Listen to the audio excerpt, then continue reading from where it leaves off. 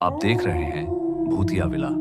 दोस्तों, अगर आप चैनल पर नए हैं तो चैनल को सब्सक्राइब जरूर कर लें और साथ ही वीडियो को लाइक करके नीचे कमेंट बॉक्स में अपनी राय जरूर दें ताकि हम आपके लिए ऐसी ही भूतिया घटना और ला सके। तो चलिए बढ़ते हैं आज की कहानी की ओर।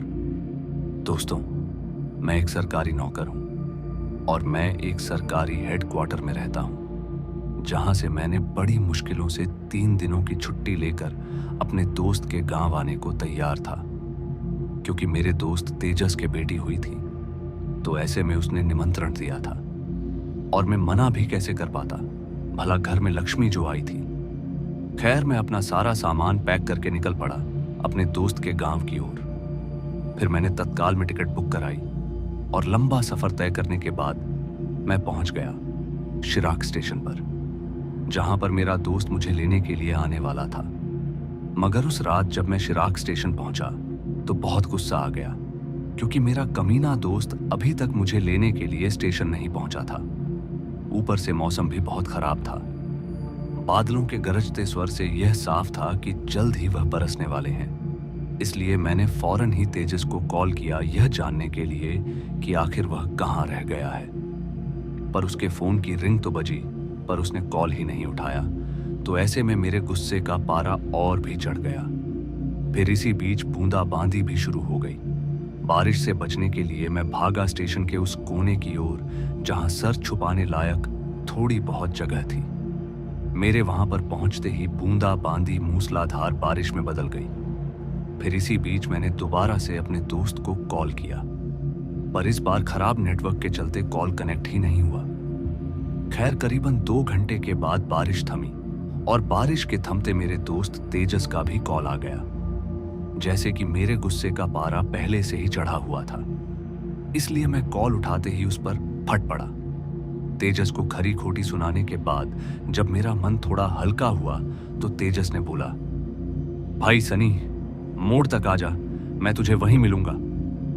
अभी तेजस सनी मोड़ तक आने की बात ही कर रहा था कि इसी बीच फिर से नेटवर्क चला गया, जिसके चलते कॉल फिर से कट गई।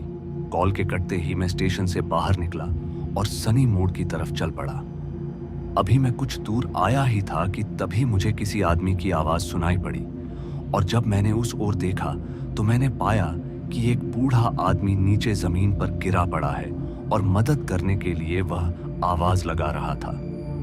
फिर जब मैं उसके करीब पहुंचा तो मैंने देखा कि उसका एक पैर सूजा हुआ है। अभी मैं उस बूढ़े बाबा से कुछ पूछता कि तभी उन्होंने कहा कि बेटा, मेरे पैर में मौच आ गई है, तुम मुझे सनी मोड़ छोड़ दो। जैसे उस बूढ़े बाबा ने सनी का नाम लिया तो मैंने तुरंत ही हाँ कह दिया, क्योंकि मैं भी सनी मोड़ ही जा रहा था। मेरे हाँ कहते ही उस बूढ़े बाबा ने सहारे के लिए मेरी ओर हाथ बढ़ाया। उनके हाथ बढ़ाते ही मैंने उन्हें सहारा दिया और वहां से आगे बढ़ गया।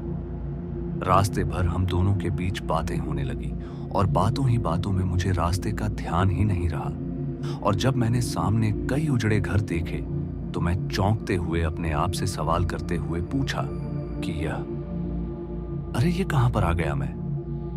अभी मैं उस बूढ़े बाबा से कुछ कहता कि उन्होंने कहा, बेटा, वो है मेरा घर, देखो वह मेरी बेटी सामने खड़ी है। फिर जब मैंने उस ओर देखा तो सच में एक घर के दरवाजे पर एक लड़की नजर आई। मैं उस बूढ़े बाबा के साथ उस लड़की की तरफ बढ़ा और जैसे मैं उस लड़की के करीब पहुंचा और फिर जैसे उसका चेहरा नजर आया तो वैसे ही मेरे पैरों तले से जमीन खिसक गई। दरअसल उस लड़की का मुंह खून से सना हुआ था और उसके हाथ में एक इंसान का सर था जिससे खून रिस रहा था। अभी मैं वहां से भाग पाता कि मुझे एहसास हुआ कि उस बूढ़े बाबा ने मुझे कसकर पकड़ा हुआ है।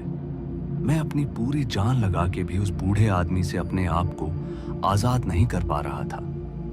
अभी उस लड़की ने मेरी ओर बढ़ना शुरू ही किया था कि तभी मुझे बाइक की आवाज सुनाई दी। और फिर जब पीछे से तेजस ने चिल्लाते हुए बोला, भाई जल्दी बैठ, तो उसकी आवाज सुनते ही मैं पीछे पलटा और जैसे ही मेरी नजर तेजस पर पड़ी तो मैं अचानक ही उस बूढ़े बाबा की पकड़ से छूट गया। पकड़ से छूटते ही मैं तेजस की तरफ भागा और उसके बाइक पर बैठ गया और मेरे बैठते ही तेजस ने बाइक वहां से भगा ली और फिर हम सीधे घर पर जाकर ही रुके।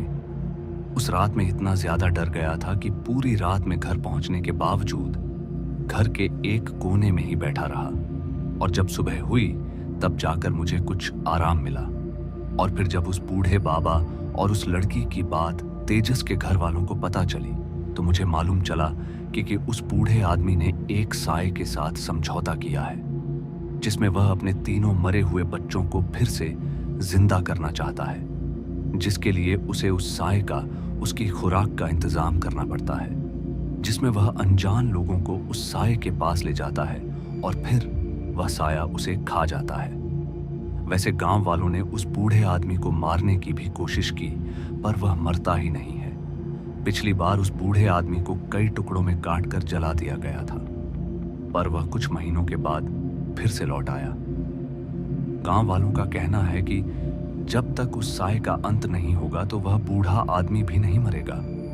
वैसे तो गांव वालों को अब उनसे कोई खतरा नहीं है, पर जो इस बात से अनजान है या अजनबी है वह आज भी उस बूढ़े बाबा का शिकार बन जाते हैं। मेरी किस्मत अच्छी रही कि तेजस सही वक्त पर वहां पहुंच गया, नहीं तो मैं भी उस साए का खुराक बन जाता।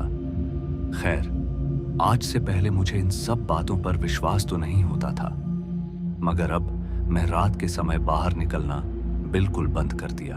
तो दोस्तों, आज की इस कहानी में बस इतना ही, और मैं आपका दोस्त जल्द मिलूंगा एक ऐसी ही और डरावनी कहानी के साथ।